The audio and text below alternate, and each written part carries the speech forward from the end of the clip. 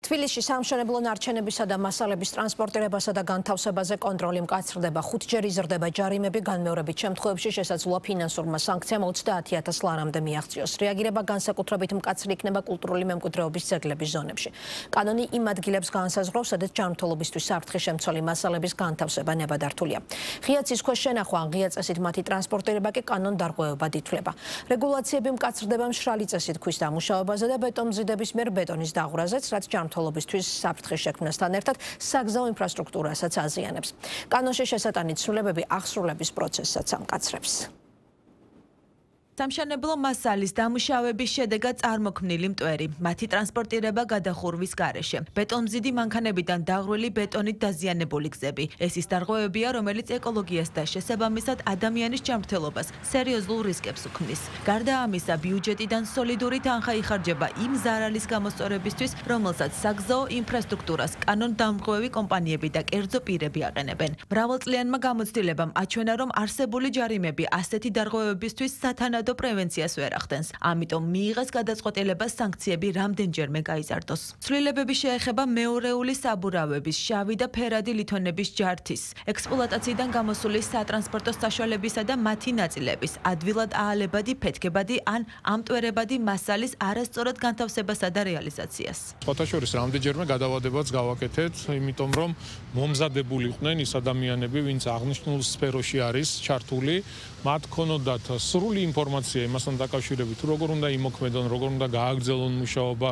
როგორ უნდა იყოს დაცული უსაფრთხოება, განსაკუთრებულ ყურადღებას დაუთმობთ ამას, იმიტომ რომ ჰაერის დაბინძურებაში ძალიან დიდი როლი აქვს აღნიშნულ მიმართულებას და გვინდა მოწესრიგებული იყოს ეკოლოგიური მდგომარეობა კიდევ უფრო გაუმჯობესებული და ჰაერი კიდევ უფრო სუფთა. ბეტონმზიდი მანქანიდან ბეტონის დაღვრა დღეს ფიზიკური პირების შემთხვევაში 500 ლარით ისჯება. კომპანიის კუთვნილი მანქანით ასეთი დარღვევის შემთხვევაში კი იურიდიულ პირს 1000 ლარიანი ჯარიმის გადახდა ეკისრება, თუმცა პრაქტიკა აჩვენებს, რომ დედაქალაქში პრობლემა ისევ მწვავეა. კომპანიებმა და ფიზიკურმა პირებმა ჯარიმის გადახდას, რომ კანონის დაცვა ამჯობინონ, ეს ჯარიმები 5 ჯერ იზრდება. დარღვევის გამეორება კი ფიზიკურ პირს 5000 ლარი, ხოლო იურიდიულს 15000 ლარი დაუჯდება. მერიაში ამბობენ, რომ საკანონმდებლო ცვლილებების ძალაში შესვლის შემდეგ გამკაცრდება აღსრულებაც, რადგან დღეს პრობლემები ამ მიმართულებითაც არსებობს. აღსრულების კუთხითაც ასევე მნიშვნელოვანი ინიციატივა არის წარდგენილი ჩვენი მხრიდან, ხშირად ხდებოდა მსგავსი ფინანსური სანქციების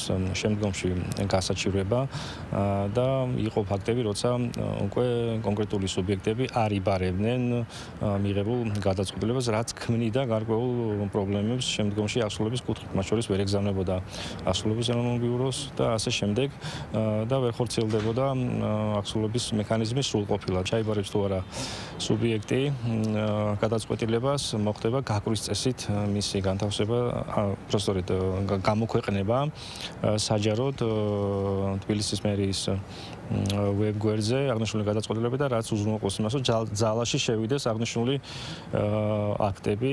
დარგის სპეციალისტები ამბობენ, რომ დღეს მოქმედი ჯარიმები არსებულ გამოწვევებს ვერ პასუხობს. ამიტომ მათი თქმით, მსგავს ადმინისტრაციულ სამართალდარღვევებზე ჯარიმების მკვეთრი ზრდა აუცილებელია. ანალოგიური მიდგომები კიდევ უფრო უნდა გამკაცრდეს, იმიტომ რომ ნებისმიერი საშუალება, ეს იქნება სატრანსპორტო საშუალება, თუ ეს იქნება კომპანია, რომელიც კონკრეტულ ბიზნესში არის ჩართული, სანამ გამოვა ტერიტორიიდან ავტომობილი, მანამდე უნდა მოხდეს მისი, როგორც ესე ვთქვათ, დასუფთავება, გარეცხვა, გარდა ამისა, ტრანსპორტის დახურული უნდა იყოს შესაბამისი სხვადასხვა საშუალებებით, რათა არ ამტვერდეს, რათა ბეტონი არ გადმოიყვაროს და ასე შემდგომ. ამიტომ მიუხედავად იმისა, რომ ეს კანონი მიღებული იყო, მიუხედავად იმისა, რომ რაღაც გარკვეულწილი ჯარიმები არსებობდა, ამან ვერ შეაჩერა ეს პროცესი და ვფიქრობ, რომ ეს გამკაცრებული რეგულაციები მოგცემ საშუალებას იმისას, რომ უფრო მეტად დავეცვათ ეს მიმართულებები. თბილისში ახალი რეგულაციის ამოქმედება მომდევნო წლის 1 იანვრიდან იგეგმება.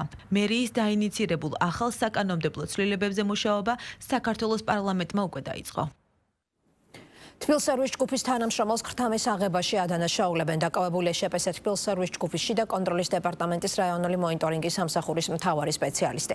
გამოძიება ამბობს, რომ საჯარო მოხელე თანამდებობრივი უფლებამოსილების გამოყენებით ქრთამს იღებდა. საგამოძიებო მასალების მიხედვით ბრალდებული მეტროსადგურ ახმეტელის თეატრის მიმდებარე ტერიტორიაზე გარემო ვაჭრებს კონტროლის ღონისძიებებზე ინფორმაციას წინასწარ აწვდიდა. დაჯერიმებისგან თავის შეკავების და ჩამორთმეული საქონლის უკან დაბრუნების სანაცვლოდ კი მათთან დაკავშირებული პირებისგან ორ კვირაში ერთხელ 3000 ლარს თავს ითხოვდა.